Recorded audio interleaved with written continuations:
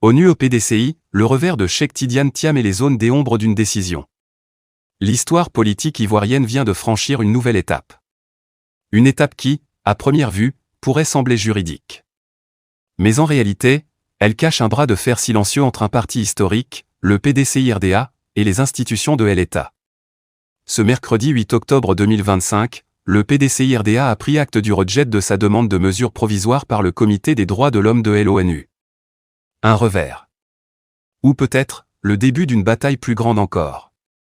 Dans cette édition spéciale d'Œil d'Afrique TV, nous revenons sur les dessous de cette décision, les enjeux politiques qui se cachent derrière le dossier Cheikh Tidiane Thiam, et ce que cela révèle sur l'état réel de la démocratie en Côte d'Ivoire. Le 7 octobre 2025, le Comité des droits de l'homme des Nations Unies a notifié à l'avocat du président du PDCI-RDA, Maître Cheikh Tidiane Thiam, sa décision. La deuxième demande de mesures provisoires déposée le 16 septembre a été rejetée. Cette demande visait à contraindre l'État ivoirien à rétablir le droit de M. Thiam d'être inscrit sur la liste électorale, un droit fondamental protégé par l'article 25 du Pacte international relatif aux droits civils et politiques. Mais avant de parler de rejet, il faut comprendre le contexte. Une première correspondance, datée du 29 juillet 2025, avait déjà enjoint l'État ivoirien à garantir ses droits. Malgré cette injonction, le nom de Thiam est resté absent des listes électorales. Et aucune révision annuelle n'a permis de corriger ce que le parti considère comme une violation manifeste. Résultat, le PDCI-RDA a saisi à nouveau le comité. Mais cette fois, la réponse fut négative. Le communiqué du PDCI est clair, la nouvelle saisine était légitime. Pour le parti, il ne s'agissait pas d'un simple recours technique, mais d'un combat pour les droits politiques en Côte d'Ivoire.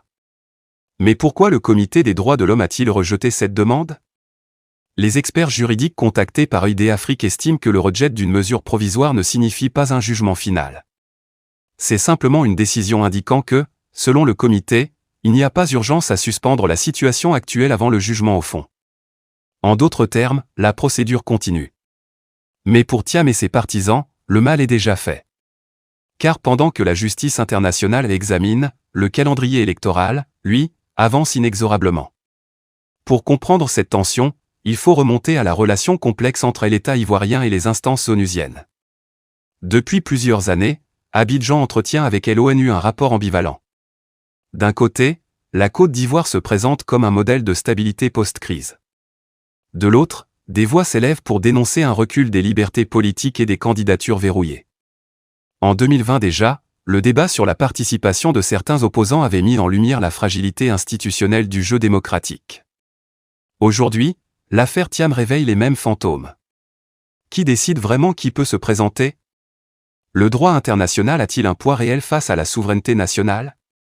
Et surtout, à quoi sert une injonction de l'ONU si elle reste lettre morte sur le terrain?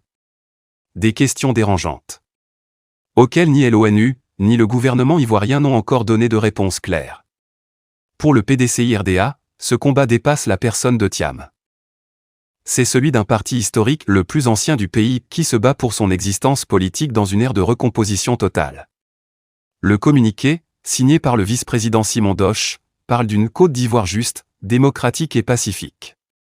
Une phrase lourde de sens, dans un contexte électoral tendu. Mais cette posture est aussi stratégique.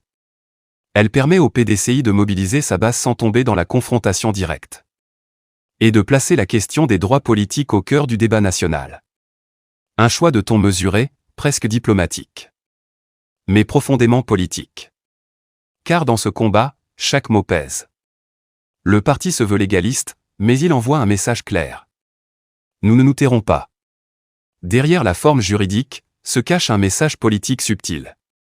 En prenant soin de rappeler son respect pour la loi et la démocratie, le PDCI renvoie la balle à l'État. C'est à vous de respecter les règles que vous avez signées. Cette approche place le gouvernement dans une position délicate. S'opposer à l'ONU, c'est risquer l'image d'un État qui méprise les droits fondamentaux. Céder, c'est reconnaître une irrégularité dans la gestion électorale. Et pendant ce temps, la scène politique se tend. Les partisans de Thiam crient à l'injustice. Ceux du pouvoir parlent de procédure normale. Mais le peuple, lui, observe. Et se demande, à quoi sert encore la démocratie si le jeu est verrouillé avant même de commencer? Le PDCI l'a précisé, la procédure au fond se poursuit. Autrement dit, le jugement final du comité n'a pas encore été rendu. Et c'est là toute la subtilité du dossier. Le rejet des mesures provisoires ne ferme pas la porte à une éventuelle condamnation de l'État ivoirien. Mais d'ici là, le parti doit maintenir la pression. Et c'est ce qu'il fait, mobilisation, conférences, appel à la vigilance citoyenne. Pour ses militants, Thiam est devenu un symbole. Un homme qu'on veut écarter, mais qui persiste. Un combat qui dépasse sa personne, pour devenir celui d'un peuple en quête d'équité politique. L'affaire Thiam révèle une vérité dérangeante. La démocratie ivoirienne est encore sous perfusion. Les institutions fonctionnent, oui, mais souvent au gré des équilibres politiques. Le rejet de la demande du PDCI, aussi légal soit-il, pose une question essentielle. Quelle place reste-t-il pour l'opposition dans le jeu démocratique ivoirien? L'histoire montre que les grandes nations se construisent dans la contradiction, pas dans l'unanimité. Et si l'État ivoirien veut préserver son image de modèle africain, il devra tôt ou tard affronter ce débat de front. Ce dossier n'est pas clos. Le combat juridique continue. Mais au-delà du droit, c'est une bataille symbolique qui se joue. Celle d'un parti, d'un homme. Et d'une idée. Une idée simple. Que le droit de se présenter à une élection n'est pas un privilège, mais un pilier de la démocratie. Le PDCI dit « nous restons debout ». Le gouvernement, lui, garde le silence. L'ONU observe. Et le peuple, lui, attend la suite. Ici ID Afrique TV, nous continuerons de suivre pour vous ce dossier où la politique rencontre le droit et où le destin d'un pays se joue, parfois, dans une simple signature.